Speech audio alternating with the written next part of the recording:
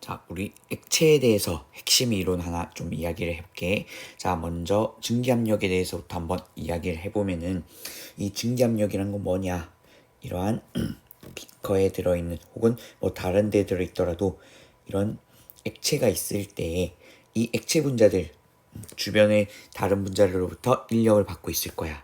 그랬을 때 대부분의 분자들은 이 분자가 인력을 극복하는데 필요한 운동 에너지의 크기보다 더 작은 에너지를 가지고 있어서 빠져나가지 못하는데, 여기 나오는 이 위쪽에 해당되는 이 온도 뭐 T1일 때 기준에서 먼저 말하면은 여기에 해당되는 약간의 비율은 어떻게 되느냐, 여기 위에 있는 애들처럼 분자가 인력을 끊고 순간적으로 빠져나갈 수가 있더라는 거. 그치? 그래서 이렇게 기체로 빠져나가는 현상, 이거 우리는 뭐라고 하느냐, 증발이라고 일단 이야기를 한다는 거고. 자, 이 증발하는 거는 자, 온도에 따른 운동 에너지 분포를 가지고 생각해 보면은, 자, 온도가 높아지게 되면은 여기 보이는 것처럼 증발하는 비율이 더 늘어나게 되지. 그러다 보니까 온도가 높을수록 증발을 더 많이 한다. 그러한 개념을 일단 알면 된다는 거야. 자, 어쨌든 이런 상황에서 자, 증발이 계속 일어날 수 있는 거고. 자, 그러면은 무한히 증발이 일어나냐? 그건 좀 아니었을 거야. 자, 어떠한 게 있다고 했었냐면은, 이렇게 밀폐된 공간이면은 증발도 일어날 수 있겠지만 이 제한된 공간 속에서 돌아다니다 보면은 다시 액체 표면에 충돌하는 경우 있다라고 이야기를 했을 거고. 자, 그러면은 그때 나타나는 현상 뭐라고 했었냐? 응축이라고 해서 처음에 날아갈 때 그때는 운동회자가 컸기 때문에 위로 올라갔었지만, 그 과정에서 이제 기체로 바뀐 다음에는 증기 분자들이 다시 운동 에너지 작은 상태로 막 돌아다니고 있었을 거고, 그러니까 막 이 이하로 막 이런 식으로 있었을 거라고. 자, 여기 이 상태에서 다시 액체 표면에 충돌하면 어떻게 되냐, 인력에 의해서 다시 붙잡히면서 액체로 돌아간다는 거야. 자, 그래서 그런 거 우리 응축이라고 했으며, 자, 그러면 우리 어떠한 거를 이야기를 아마 할 수 있었을 거냐면은, 자, 온도가 만약에 일정하다는 거를 생각하고 이야기를 하면은, 자, 시간이 지날 때의 증발 속도는 계속 일정하게 있었을 거야. 그렇지만 어떠한 거 있을 거냐 하면, 시간이 지남에 따라서 처음에 응축은 하나도 안 되었다가 시간이 지날수록 점점 증기 분자 수가 늘어나는 것 때문에 다시 액체로 돌아가는, 응축되는 분자 수 늘어난다라고 아마 이야기를 했을 거고. 그래서 이거 응축 속도라고 아마 이야기를 했을 거야. 자, 그러면은 자, 충분한 시간이 지나면 어떻게 된다고 했냐, 증발 속도하고 응축 속도가 서로 같아지는 동적 평형에 도달한다고 이야기를 했다는 거지. 그치? 자, 그리고 이렇게 동적 평형에 도달했을 때 그때까지 증발한 증기 분자수, 지금 녹색 빗금 친 부분이지, 이게 R자로 증발한 분자수가 될 것이고. 자, 이걸 우리 압력으로 해서 나타낸 거, 그게 바로 뭐라고 했었냐, 증기압력이라고 아마 이야기를 했을 거예요. 자, 우리 이렇게 증기압력으로 나타내면 어떠한 장점이 있다고 했었느냐, 우리 압력이라는 거의 개념이 단위 면적당 가해진 힘이다 보니까, 좀 더 정확하게 말하면은 충돌을 통해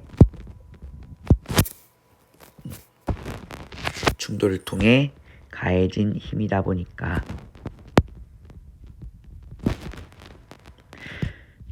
이 액체의 표면적이나 아니면 기체가 존재할 수 있는 부피하고 관계없이, 자, 같은 면적에 자, 증발하는 비율이 정해져 있다고 했으니까, 만약에 이거 0.1%였다라고 가정을 하면, 그러면은 1000개 표면당 면적이 여기에 분자 1000개 있었으면은 그 중에서 하나씩 증발을 해버린다고. 자, 근데 그러면은 자, 응축을 이 1000개 표면에 기체 분자 하나가 충돌을 통해서 다시 돌아가면은 그때가 바로 동적 평형에 해당된다는 거고. 그러면 얘는 1000개 표면당 하나 충돌하면 압력은 어떠할 것이냐, 일정하게 나타낼 수가 있더라는 거야. 그러니까 표면적이 아무리 넓던, 아니면 기체 공간이 아무리 크던 상관없이 단위 면적당 충돌하는 수는 일정하기 때문에 이 증발한 분자수를 압력으로서 나타내면 이 증기압력은 순전히 뭐에만 비례하냐? 온도에만 비례하고 그 다음에 분자간 인력에는 반비례하는 값으로 나타낼 수가 있더라라는 거야. 자, 그래서 어떠한 걸 이야기를 해줄 수 있냐?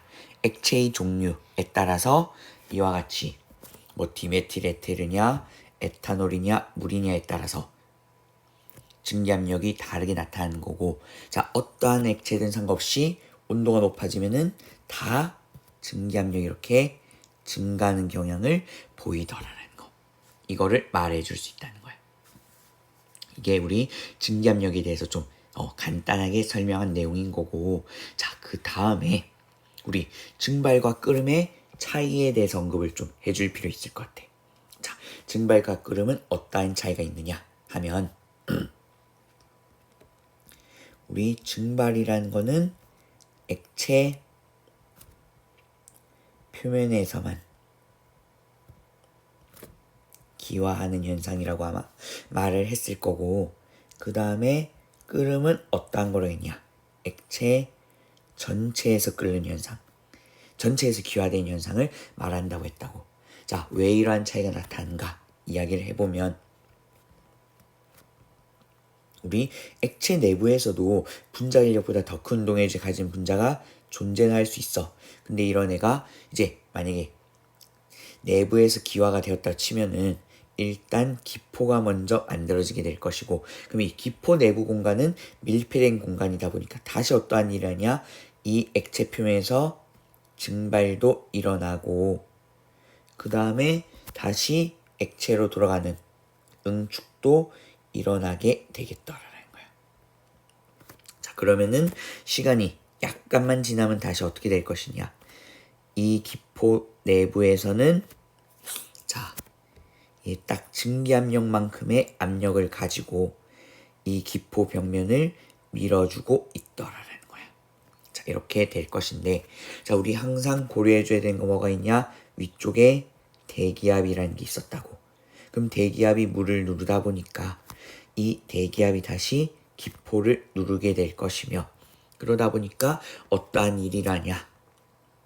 자, 그 온도에 따른 증기압력의 크기보다 대기압이 조금 더 넓게 말하면 외부 압력이 더 크다 보면, 증기압력보다 외부 압력이 더 크면 이 기포가 눌려가지고 없어져 버리다는 거예요. 그래서 내부에서는 기화가 될 수 없어서 외부 압력보다 증기압력이 더 작으면 그때는 증발만 일어날 수 있다는 거고, 자, 그럼 이 이야기를 거꾸로 하면 증기압력의 크기가 외부 압력과 비교했을 때 같거나 아니면 더 크면 그때 이제 내부에서 기포가 유지될 수가 있더라는 거야. 그래서 그걸 우리는 뭐라고 하느냐? 끓음이라고 하며, 자, 그러면 처음에 끓을 때 그걸 우린 뭐라고 하냐? 끓는 점이라고 해서 이건 언제냐? 증기압력의 크기가 외부 압력과 같을 때 이때의 온도를 이야기해 주더라는 거야. 그래서 우리 보통은 자, 대기압 얼마일 때 이야기를 하느냐? 1기압일 때 이야기를 하지. 즉 760mm일 때를 이야기를 하는 거고, 그래서 이 760mm일 때를 보면은 자, 물의 경우에는 온도 100도씨. 그래서 우리 물에 끓는 점 보통 100도씨라고 했었고, 그다음 에탄올이면은 여기 78.5도씨. 그다음 뭐 디메틸에테르면은 뭐 34.6도씨. 이런 식으로 이야기할 수가 있더라라는 거야.